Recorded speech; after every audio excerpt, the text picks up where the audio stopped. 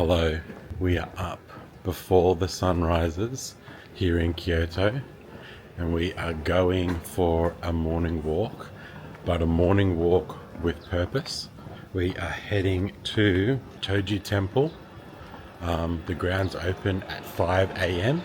so it is now 5:30, which is okay. It's very early. Someone on their morning commute so heading down there before the crowds get there, hopefully, just to see it, because it doesn't open till 8 o'clock. We don't want to go in, we just want to walk around the grounds and see it in the morning, hopefully in the quiet morning. And then we've got a few other stops planned throughout the day. We're trying to do things in the cooler part of the day today because it's going to be really warm. So we're up early to try and get a few things in before 10 o'clock. And then middle of the day we'll probably chill out and relax. And then in the evening we'll go out again. Alright, we'll see you at the temple.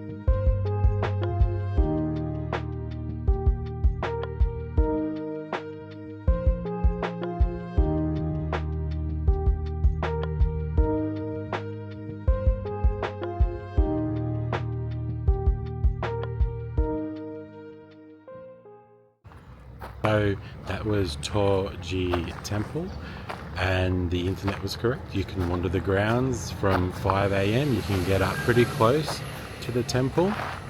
If you want to come during the opening hours and see inside some of the other buildings, you can. That is 500 yen. If you want to see inside all of the buildings except for the 5-level pagoda, it is 800 yen. And it's open from 8 a.m. if you want to come and see a little bit more. Outside of that, it's been here since 796. It's one of only 3 Buddhist temples that was allowed in the city at the time because it was the Japanese capital. It's a really beautiful place to walk around in the morning without a lot of people. So again, we didn't do too much filming, talking while we're there. We want to be respectful for people here that are sharing their prayers in the early morning, but really beautiful place to start your day. And today is glorious.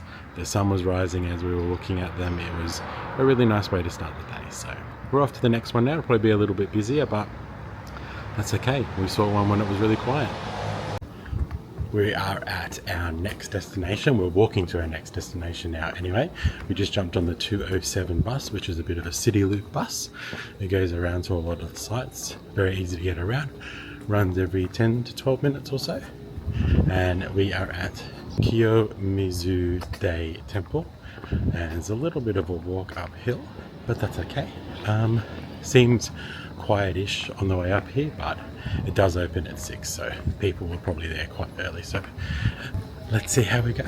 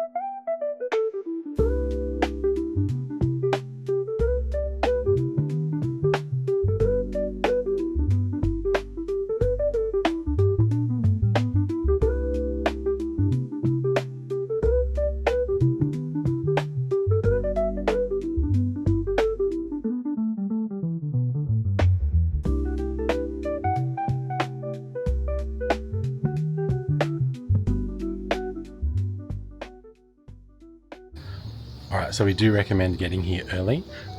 We got here at around 7 o'clock, but it does open from 6 where you can come up here. There's a few people here, but not crazy busy, so definitely a site you want to come and see in the morning. And if you're here in summer, it's obviously going to be a lot cooler in the morning. It's about 25 degrees, but I mean, we're still sweating. It's still hot, but really cool, peaceful place in the morning.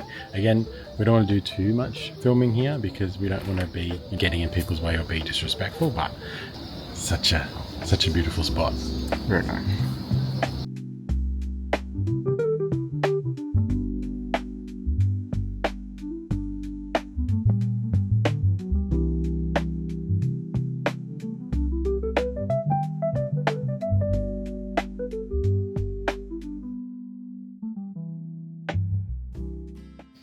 So one of us is a morning person and one of us isn't a morning person.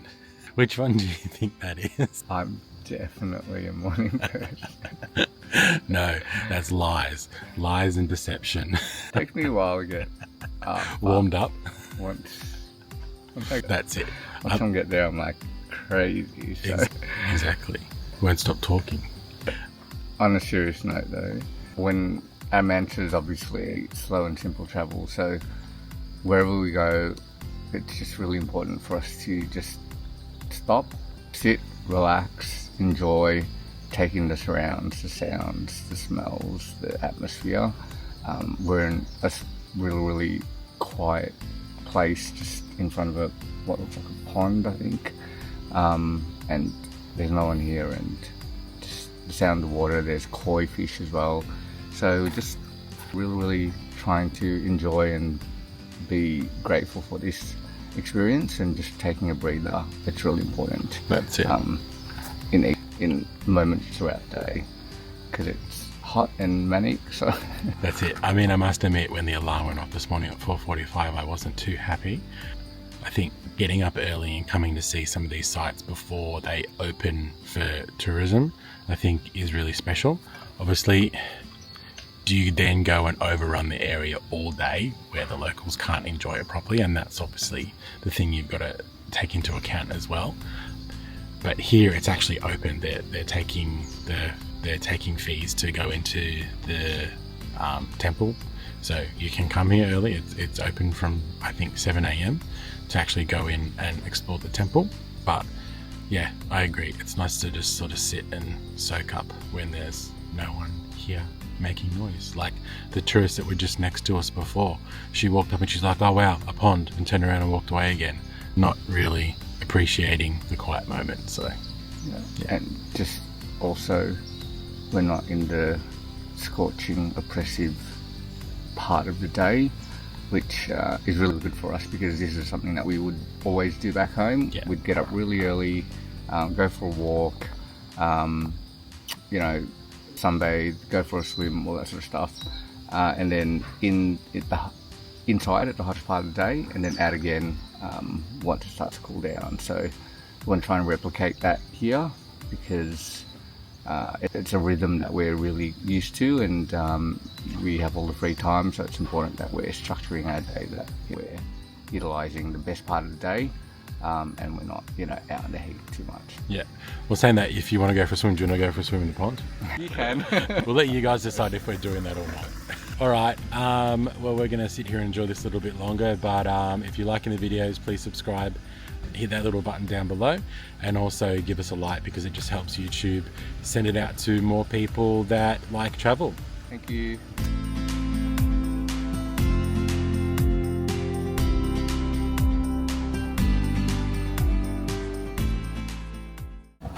Right, we're on our way back down from the temple now. We are going to go and try and find some breakfast.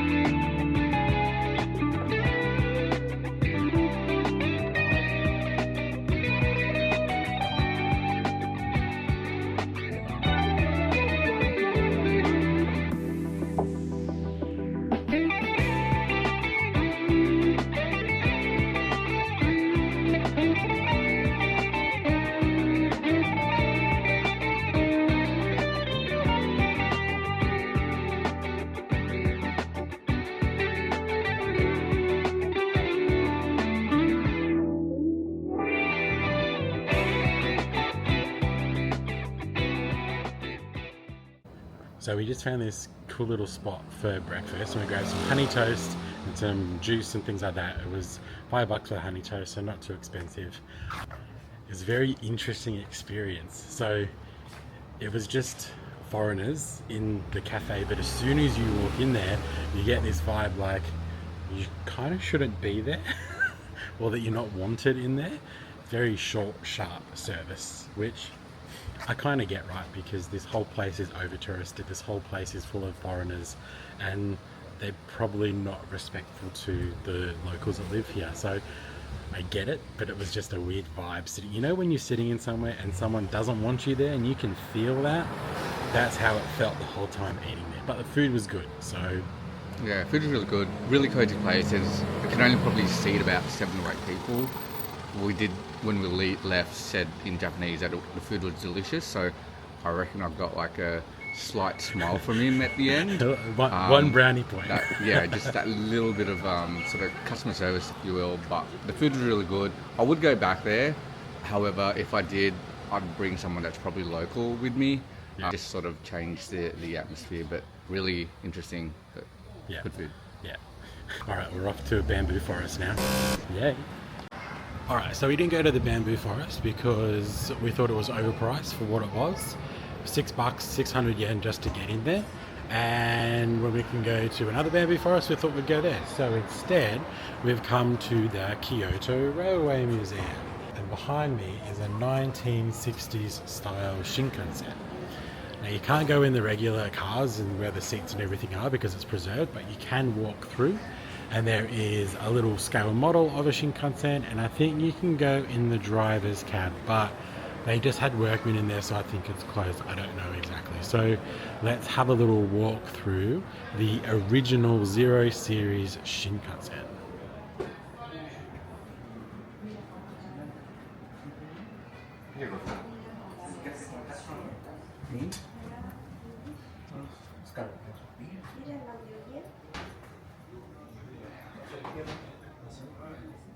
Zero Series, appearing in 1964. The Zero Series Shinkansen was manufactured by bringing together a wide range of Japanese technology, design, engineering,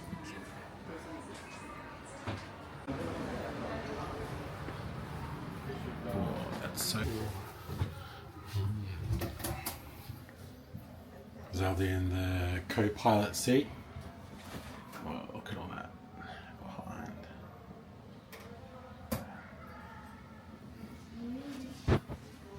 1960s technology right here. How to make a train go 200 k's an hour. So we're going to Osaka. Be there in 20 minutes. So cool.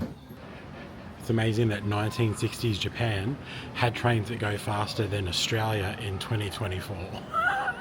That's embarrassing. Oh no. But that was cool. You can see where they got the term bullet train. Looks like a bullet.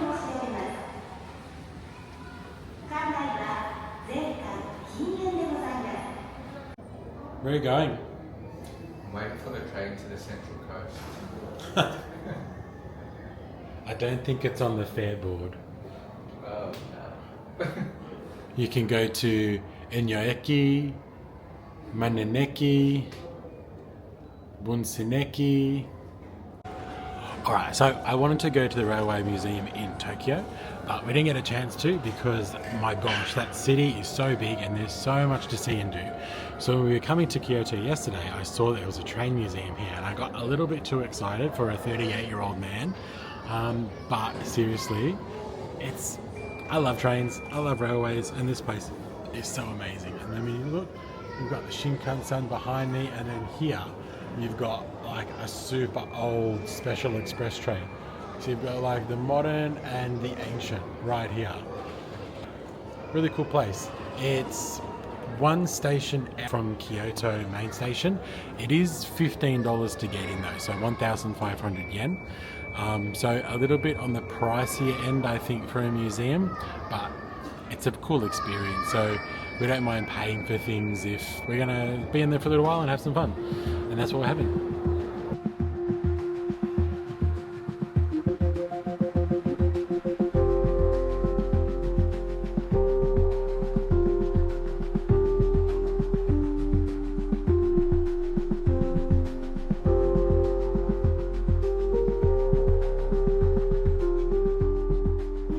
Alright guys, we are done here at the Railway Museum. We are going to go and get some lunch.